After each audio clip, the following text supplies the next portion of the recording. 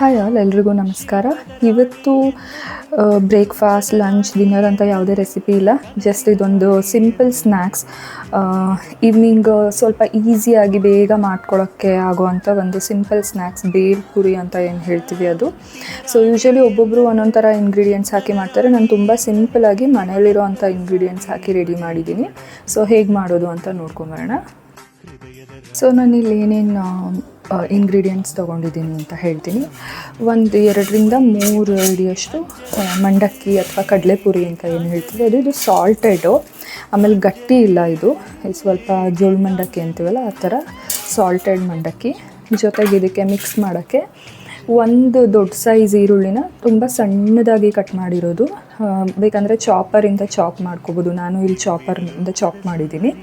So ಒಂದು ದೊಡ್ಡ size ಈರುಳ್ಳಿ, ಒಂದು ಮೀಡಿಯಮ್ ಸೈಜ್ ಕ್ಯಾರೆಟ್ನ ತುರ್ಕೊಂಡಿದ್ದೀನಿ.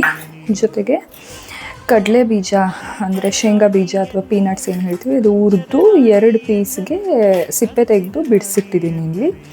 ಅದಕ್ಕೆ ಸ್ವಲ್ಪ ಕೊತ್ತಂಬರಿ ಸೊಪ್ಪು, ಒಂದು ಸಣ್ಣ ಟೊಮೆಟೊ, ಇದನ್ನು ಒಳಗಡೆ ಬೀಜ ಎಲ್ಲ ತೆಗೆದು ಸಣ್ಣಗೆ ಕಟ್ ಮಾಡಿರೋದು.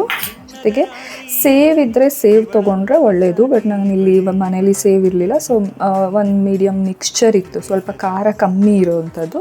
ಸೊ ಇದು ಮಿಕ್ಸ್ಚರ್ ತೊಗೊಂಡಿದ್ದೀನಿ. ಇದ್ರ ಜೊತೆಗೆ 2 ಟೇಬಲ್ ಸ್ಪೂನಷ್ಟು ಸೌತೆಕಾಯಿ ಸಣ್ಣಗೆ ಕಟ್ ಮಾಡಿದ್ದೀನಿ. ಇದನ್ನು ತುರಿದು ಹಾಕೋಬೋದು, ಬಟ್ ಜಾಸ್ತಿ ತುರಿದಾಗ ನೀರಿನ ಅಂಶ ಬೇಗ ಬಿಡುತ್ತೆ. ಸೊ ಅದು ಮಂಡಕ್ಕಿ ಬೇಗ ನೆಂದೋಗುತ್ತೆ ಅಂತ ಸ್ವಲ್ಪ ಜಾಸ್ತಿ ತೊಗೋಬಾರ್ದು. 2 ಟೇಬಲ್ ಸ್ಪೂನಷ್ಟು ಸೌತೆಕಾಯಿ, ಒಂದು ಅರ್ಧ ನಿಂಬೆಹಣ್ಣು ತೊಗೊಂಡಿದ್ದೀನಿ. ಇಷ್ಟು ಕೂಡ ನಾನು ಹಾಕಲ್ಲ, 1 ಟೇಬಲ್ ಸ್ಪೂನ್ಗಿಂತ ಸ್ವಲ್ಪ ಕಮ್ಮಿನೇ ನಿಂಬೆಹಣ್ಣು ಹಾಕ್ಕೊಂಡ್ರು ಸಾಕಾಗುತ್ತೆ. ಮಾಡೋದು ಹೇಗೆ ಅಂತ ನೋಡೋಣ. ಮಾಡೋದು ಕೂಡ ತುಂಬ ಸಿಂಪಲ್. ಈ ಮಂಡಕ್ಕಿ ಏನಿದೆ, ಈ ಕಡಲೆಪುರಿಗೆ ಇದನ್ನೆಲ್ಲ ಹಾಕಿ ಮಿಕ್ಸ್ ಮಾಡಿ ನೀಟಾಗಿ ಕಲಿಸ್ಕೋಬೇಕಷ್ಟೆ. ಸೊ ಈ ಮಂಡಕ್ಕಿಗೆ ಕಂಪ್ಲೀಟ್ ಏನಿದೆ, ಒಂದು ಈರುಳ್ಳಿ, ಕ್ಯಾರೆಟು,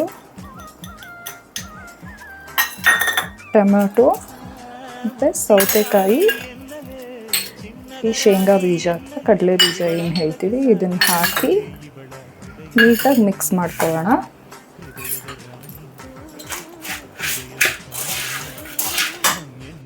ಇದು ನೀಟಾಗಿ ಹೀಗೆ ಮಿಕ್ಸ್ ಮಾಡಿಕೊಂಡು ಇದಕ್ಕೆ ಕೊತ್ತಂಬರಿ ಮತ್ತು ನಿಂಬೆಹಣ್ಣು ರಸನ ಸ್ವಲ್ಪ ಹಾಕ್ತಾಯಿದ್ದೀನಿ.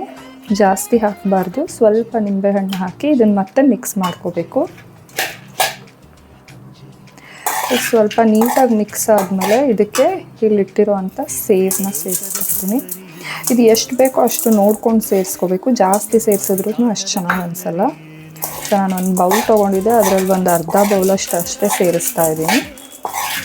ಸೊ ಇಷ್ಟೇ ಸಿಂಪಲ್ಲಾಗಿ ಹೋಮ್ ಮೇಡ್ ಬೇಲ್ ರೆಡಿ ಆಯಿತು. ಸೊ ಇದನ್ನು ಸರ್ವ್ ಮಾಡೋಣ.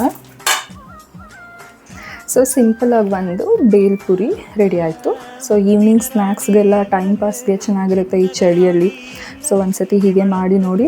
ನೀವು ಬೇರೆ ಏನಾದರೂ ಇಂಗ್ರೀಡಿಯೆಂಟ್ಸ್ ಯೂಸ್ ಮಾಡಿ ಈ ಥರ ಟ್ರೈ ಮಾಡಿದರೆ ಅದನ್ನು ಕಮೆಂಟಲ್ಲಿ ಶೇರ್ ಮಾಡಿ. ನೆಕ್ಸ್ಟ್ ಟೈಮ್ ನಾನು ಕೂಡ ಅದೇ ಥರ ಟ್ರೈ ಮಾಡ್ತೀನಿ. ಸೊ ನೆಕ್ಸ್ಟು ಇನ್ನೊಂದು ರೆಸಿಪಿ ಜೊತೆ ಸಿಗ್ತೀನಿ. ಅಲ್ಲಿವರೆಗೂ ಥ್ಯಾಂಕ್ ಯು, ಬೈ ಬೈ.